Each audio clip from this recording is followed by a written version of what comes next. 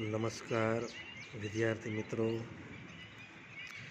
પાઠ છઠ્ઠો છે, વિષય વાણિજ્ય વ્યવસ્થા છે. એમાં ભાગ 1 કંપનીની સ્થાપના વિધિ મેં વિડીયો બનાવીને મોકલ્યો હતો પ્રવર્તન અંગેનો. વિભાગ બી એમાં નોંધણીનું પ્રમાણપત્ર મેળવવાની વિધિ છે.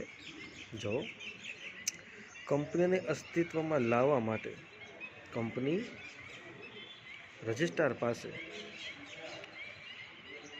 શું કહે છે, નોંધણીનું પ્રમાણપત્ર મેળવવું પડે. હવે શું કહે છે, કંપનીને અસ્તિત્વમાં લાવી છે, કંપની સ્થાપવી છે, તો ફરજિયાતપણે કંપનીના રજિસ્ટ્રાર પાસેથી, જે સરકારી અધિકારી કહેવાય, એની પાસેથી નોંધણી માટેનું પ્રમાણપત્ર મેળવવું પડે. તો એના માટે વિદ્યાર્થી મિત્રો જુદા જુદા દસ્તાવેજો બનાવવા પડે. એ દસ્તાવેજો બનાવી અને કંપની રજિસ્ટ્રારની પાસે રજૂ કરવા પડે. આ તમે જોઈ શકો છો. હવે એમાં પહેલો દસ્તાવેજ છે વિદ્યાર્થી મિત્રો, જો આવેદનપત્ર. આવેદનપત્ર છે એ કંપનીનો પાયાનો દસ્તાવેજ છે અને એ કંપનીનું બંધારણ પણ કહેવાય. જેમ મકાન બનાવવું હોય તો પાયો ફરજિયાત બનાવવો પડે, એવી જ રીતના કોઈ પણ શેર મૂડીવાળી કંપની બનાવી હોય, કંપની બનાવી છે તો ફરજિયાતપણે આવેદનપત્ર બનાવવું જ પડે.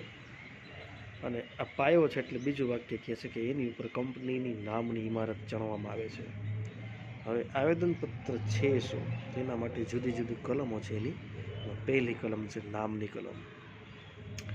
માનો કે વિદ્યાર્થી મિત્રો, જાહેર કંપની જો મર્યાદિત જવાબદારીવાળી કહે છે ને, શેરથી મર્યાદિત જવાબદારીવાળી જાહેર કંપની, તો એને ફરજિયાત એના નામના છેડે લિમિટેડ શબ્દ લખવો પડે.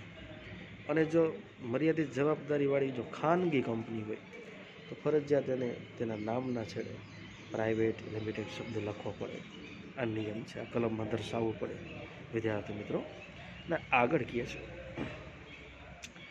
અને એવું પણ નામ નહીં રાખવાનું કે જે ભારતમાં નોંધાયેલી અન્ય કંપનીનું હોય.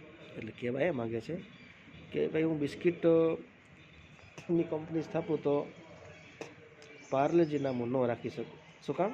એક વખત પાર્લેજી નામ નોંધાઈ ગયું છે, એટલે અગાઉ જે કંપનીની નોંધણી થઈ ગઈ છે એવું ને એવું બીજી કંપની નવી જો સ્થપાતી હોય તો એ નામ રાખી શકે નહીં. અને આગળ નિયમ કહે છે, તેમજ રાષ્ટ્રના હિતને નુકસાન કરે એવું નામ પણ રાખી શકાતું નથી. એટલે આ એ કહેવા માગે છે કે એવું પણ કોઈ નામ નહીં રાખવાનું કે જે કોઈ વ્યક્તિના ધર્મની લાગણી દુભાતી હોય, કોઈની જ્ઞાતિ અથવા કોઈની જાતિની લાગણી દુભાય, વ્યક્તિઓને દુઃખ પહોંચે, એવું રાષ્ટ્રના હિતને નુકસાન થાય એવું કોઈ કંપનીનું નામ રાખવાનું નહીં. આ નામની કલમ છે.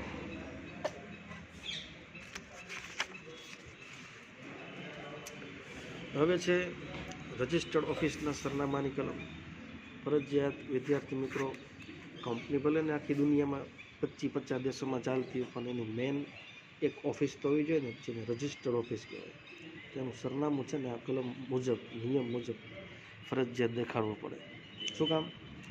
કે ભાઈ કંપનીના રજિસ્ટ્રારને કાંઈ પત્ર વ્યવહાર કરવો હોય, કોઈ જાહેર જનતામાંથી શેર લાખો રૂપિયાના બિચારા શેર ધારકોએ ખરીદી કર્યા હોય, એને કાંઈ પત્ર વ્યવહાર કરવો હોય તે કરે ક્યાં? સરનામા ઉપર. એટલે ફરજિયાતપણે એક રજિસ્ટર્ડ ઓફિસનું સરનામું પાકા પાયે હોવું જોઈએ.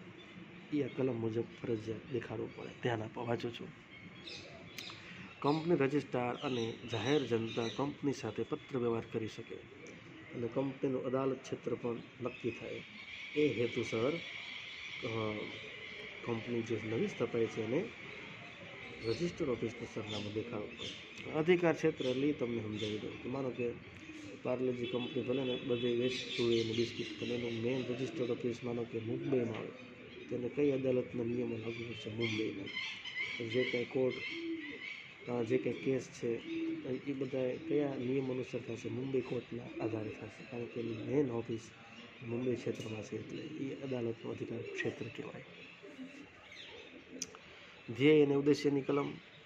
આવેદનપત્રની સૌથી મહત્ત્વની કલમ છે. કંપની કયા ઉદ્દેશ્ય સાથે કામ કરવા માગે છે, કઈ વસ્તુ બનાવવા માગે છે, કઈ વસ્તુ અંગેનો ધંધો કરવા માગે છે, એ બધી વસ્તુ આની અંદર લખવી પડે. અને એના સિવાયના કોઈ પણ પ્રવૃત્તિ કરી શકે નહીં. જે ધ્યેય લખ્યો છે એ ધ્યેય પ્રમાણે પ્રવૃત્તિ થઈ શકે. ધ્યેય બહારની કોઈ પ્રવૃત્તિ થઈ શકશે નહીં. એ આ કલમ મુજબ ધ્યેય અથવા ઉદ્દેશ્યની.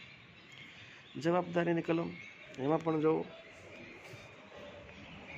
કે ભાઈ કંપનીના સભ્યો જેટલા તમે રાખ્યા છે એમાં સભ્યોની જવાબદારી મર્યાદિત છે ભાઈ, કે અમર્યાદિત છે, કે બાહેધરેથી મર્યાદિત છે, એ બધી લખવું પડે. અને જો એક વ્યક્તિની કંપની હોય, માનો કે એક વ્યક્તિ મૃત્યુ પામે તો એ કંપની ચલાવશે કોણ, એટલે ફરજિયાતપણે એના વારસદારનું એટલે કે બીજી વ્યક્તિનું નામ લખવું પડે. આ જવાબદારી કલમનો નિયમ છે. મૂડીની કલમ એમાં એક શબ્દ છે સત્તાવાર મૂડી, એટલે કંપની તેના જીવનકાળ દરમિયાન કેટલી રકમના શેર બહાર પાડવાની છે એને રકમ લખીને દેવી પડશે. અને આગળ કહે છે કે એમાં વિભાજન નિશ્ચિત રકમ, એટલે કે ભાઈ તમે જેટલી રકમના શેર બહાર પાડવાના છો પણ એમાં એક શેરનો શું ભાવ રાખવાના છો, એ બંને વસ્તુ આની અંદર લખવી પડશે મૂડીની કલમમાં. અને સ્થાપનાની કલમ, જાહેર કંપની જો નવી સ્થપાતી હોય તો ઓછામાં ઓછા 7 વ્યક્તિ હોય, સ્ટેમ્પ પેપર લઈ એની અંદર લખાણ કરવું પડે કે અમે સ્વઈચ્છાએ રાજી ખુશીથી જાહેર કંપની સ્થાપવા ઈચ્છીએ છીએ. પછી સાથે વ્યક્તિના નામ નીચે લખવાના અને સાથે વ્યક્તિના નામની સામે પોતપોતાને સહી કરવાની. અને જો વિદ્યાર્થી મિત્રો ખાનગી કંપની હોય તો એમાં ઓછામાં ઓછા જો કે છે 2 જણા, ઓછામાં ઓછા 2 વ્યક્તિ હોય, પોતાની સહી સાથે નિવેદન લખી કંપની રજિસ્ટર સામે આપવું પડે. પછી છે નિયમન પત્ર. પેલા વ્યાખ્યા આપી છે કંપનીના આંતરિક વહીવટ માટેના નિયમો નક્કી કરતો દસ્તાવેજ એટલે નિયમન પત્ર.